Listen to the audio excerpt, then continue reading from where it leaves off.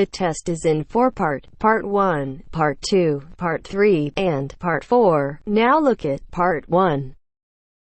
Part 1. You'll hear a conversation between Jill and Sue. First, you have some time to read questions 1 to 6.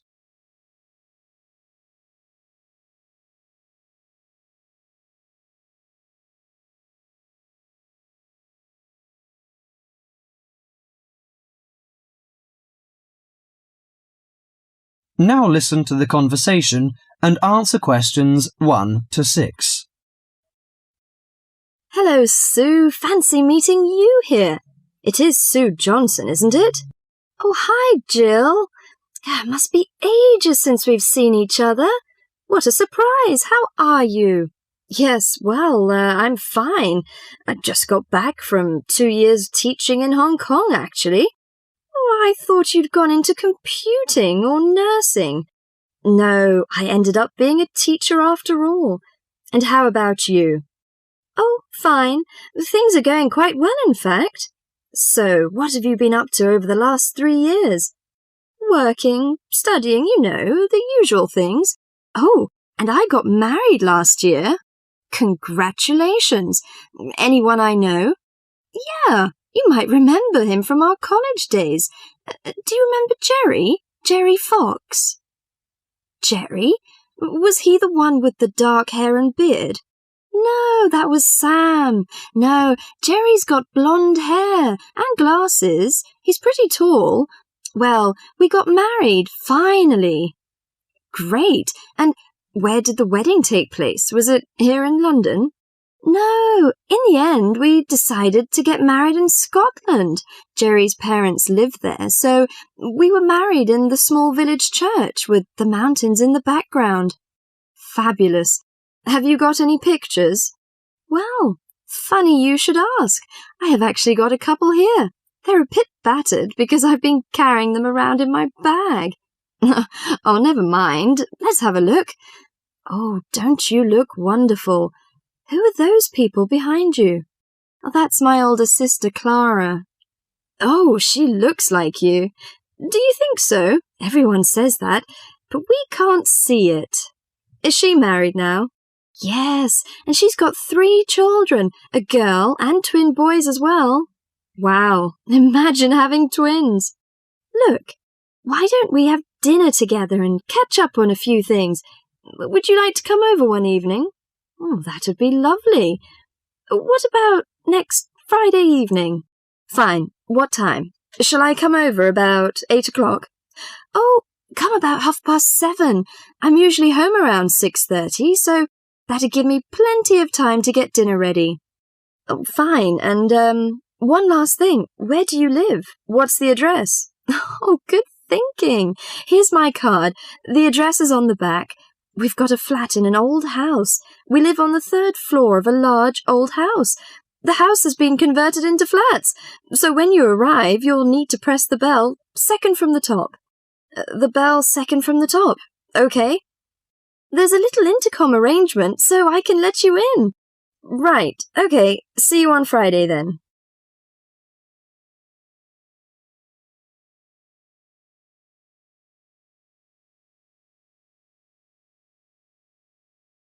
Before the rest of the conversation, you have some time to read questions 7 to 10.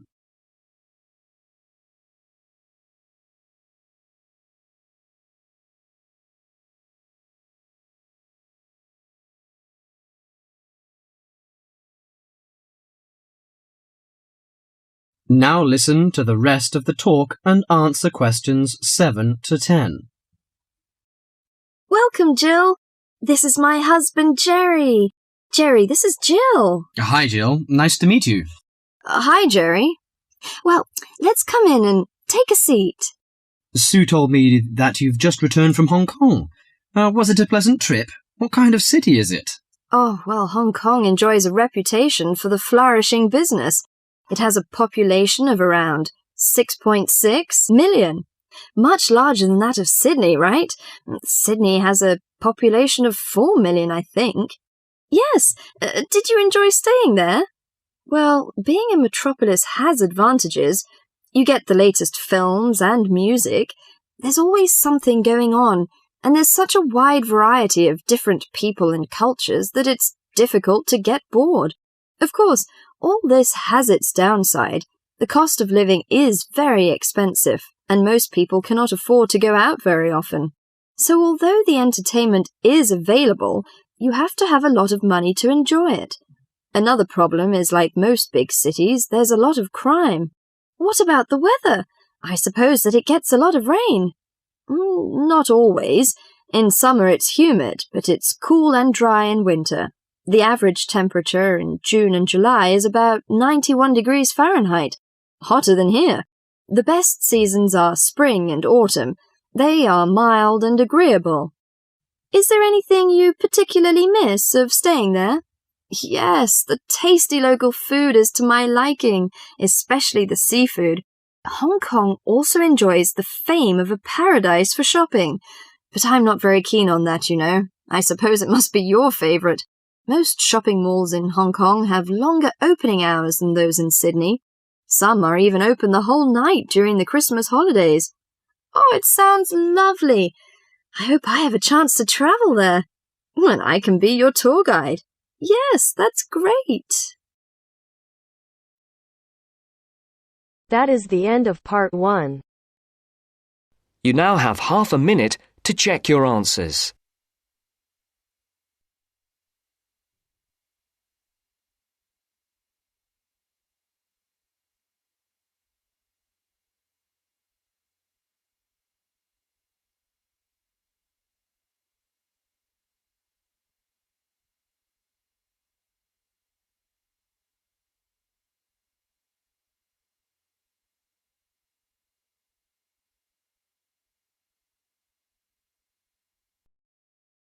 Now turns to part 2. Part 2. You are going to hear a talk on cultural shock. First, you have some time to look at questions 11 to 16.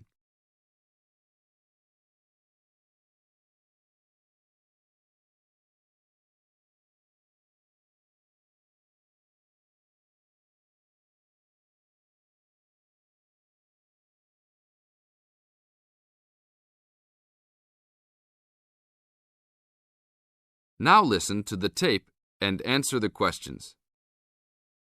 Hi, congratulations on finishing orientation for our study abroad programme. Before you all head off to your respective countries, however, I want to first share with you a little bit about dealing with culture shock. Recent studies in intercultural experience have shown that there are distinct phases of adjustment which virtually everyone who lives abroad goes through. You won't be the exception. The first phase of culture shock includes gaining an awareness of the host culture, preparing for the journey, and farewell activities. You're all experiencing this right now. The second phase begins when you arrive in your new country and ends when the excitement of the early experiences wear off. When you first get there, you will be overwhelmed. Initial impressions convey a sense of monumentality of the experience. You'll love it. During the third phase, you will start taking a more active role in your setting. This will produce frustration because there will be some difficulty in coping with even the most elementary aspects of everyday life. I remember not being able to find a toilet one day because I forgot the word for bathroom. Anyhow, your focus will shift during this phase to the differences between your new host culture and your home cultures. This can be troubling, but these sometimes insignificant difficulties can be blown into major catastrophes.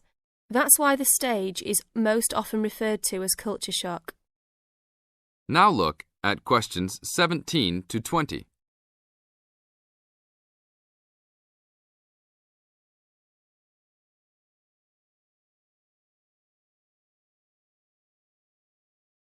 As the talk continues, answer questions 17 to 20.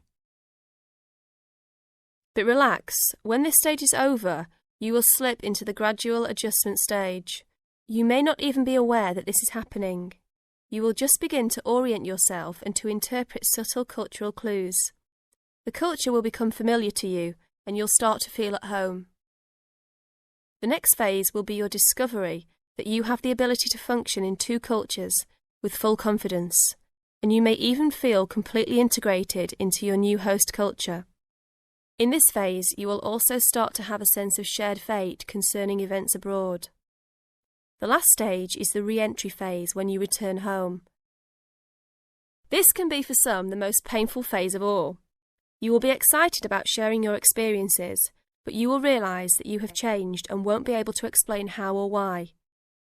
One set of values has already been instilled in you, another you will have acquired in your host country. Both may seem equally valid. It is important that you realise that all of these phases are a natural part of adapting to a new culture. Expect peaks and valleys during your stay, and feel free to discuss your feelings with the resident director.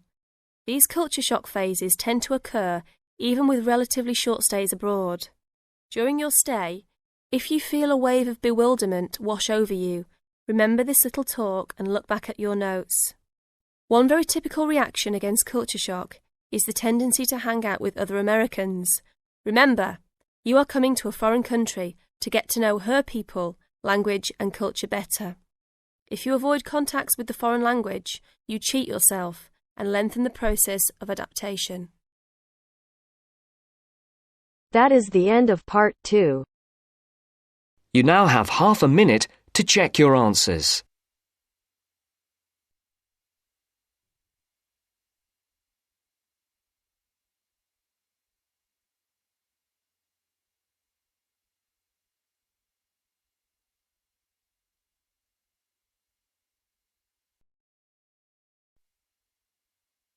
Now turns to part 3. Part 3. You will hear a trainee teacher called Eve talking to her university tutor about her preparations for teaching practice. Before you listen, you have some time to look at questions 21 to 25.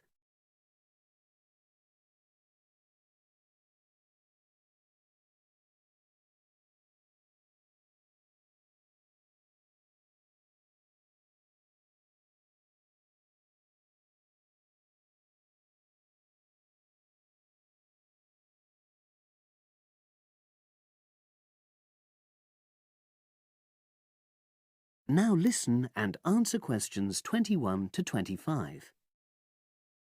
Hello, Eve. Come in and sit down. How's it going?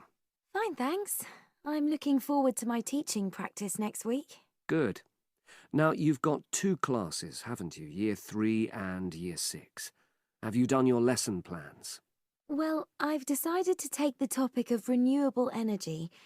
I haven't done a lesson plan for Year 6 yet, but I thought I'd base their lesson on an example of very simple technology. So I've brought this diagram to show you. I got it from the internet. Let's see. A biogas plant. So this is equipment for producing fuel from organic waste? Yes. The smaller container on the left is where you put the waste you've collected. Right, and from there it's piped into the larger tank. That's right. And that's slurry on the base of the larger tank. Right. And what exactly is slurry? It's a mixture of organic waste and water. So is that pipe at the bottom where the water comes in? Yes, it is. As the slurry mixture digests, it produces gas, and that rises to the top of the dome. Then, when it's needed, it can be piped off for use as fuel in homes or factories. It's very simple. I suppose there's some kind of safety valve to prevent pressure build-up? That's the overflow tank. That container on the right. As the slurry expands, some of it flows into that, and then once some of the gas has been piped off, the slurry level goes down again, and the overflow tank empties again. I see. Well, I think that's suitably simple for the age level it's for. I look forward to seeing the whole lesson plan. Thanks. And can I show you my ideas for the Year 3 lesson? Of course. Let's look. Before you listen to the rest of the conversation, you have some time to look at questions 26 to 30.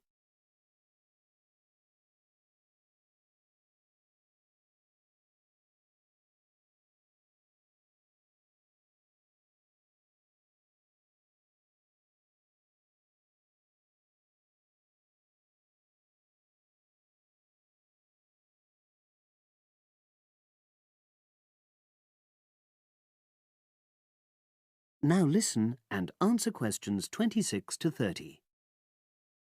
I thought I'd introduce the topic by writing the word energy on the board and reinforcing the spelling and the pronunciation. Then I'll do a little mime, run on the spot or something, to convey the sense. I'd keep it brief at this stage. Yes, I will. Then I'll wipe the word off and write the question, where does energy come from? And see what the pupils come up with. Fine. I'd suggest that you just brainstorm at this stage and don't reject any of their suggestions. Yes, that's what I was going to do. Then I've produced a set of simple statements like energy makes cars move along the road and energy makes our bodies grow. There are 8 altogether. Are you going to give them out as a handout or write them up on the board? First, them up on the board and then I'll read them out loud. And I'll get the pupils to copy them out in their notebooks. I'll also ask them to think up one more similar statement by themselves and add it to the list. Good idea. After that, I thought I'd vary things a bit by sticking some pictures up of things like the sun and plants and food and petrol and a running child. And I'll get the pupils to work out what order the pictures should come in terms of the energy chain. I think that's a very good idea. You could move the pictures around as the pupils give you directions. Yes, I think they'd enjoy that. And to finish off, I've made a gap fill exercise to give out. They'll be doing that individually, and while they're writing, I'll walk round and check their work. Good. And have you worked out the timing of all that? It'll probably take you right through to the end of the lesson. That is the end of part 3. You now have half a minute to check your answers.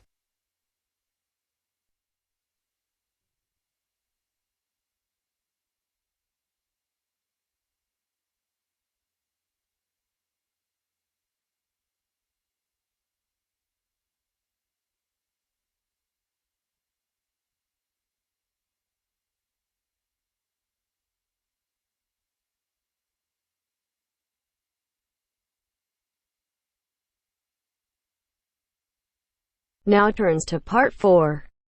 Part 4. You will hear the speech made by Mr. Samaranch on the opening ceremony of the Olympic Games. Listen and complete questions 31 to 40.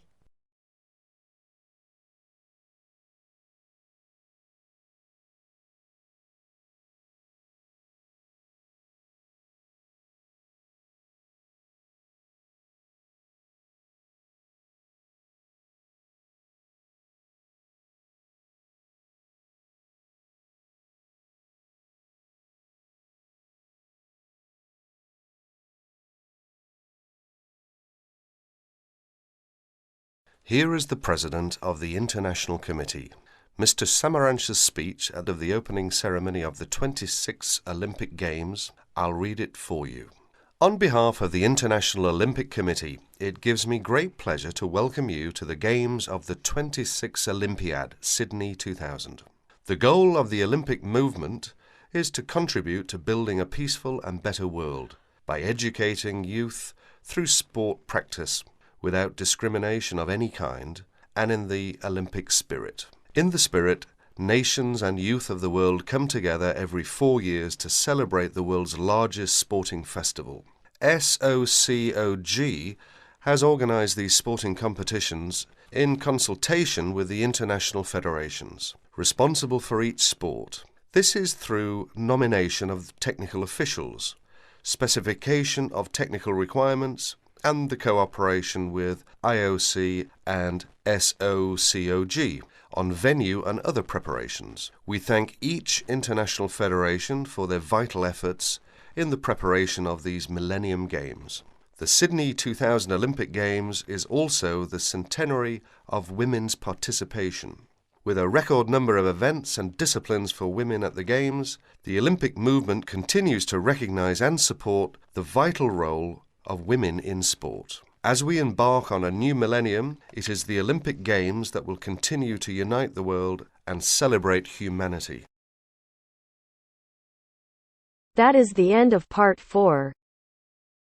You now have half a minute to check your answers.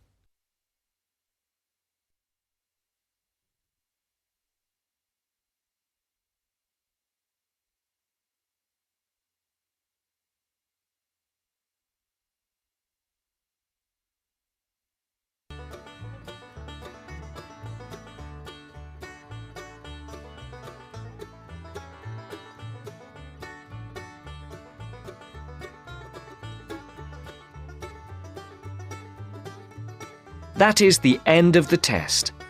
You now have 10 minutes to transfer your answers to your Ielts listening answer sheet.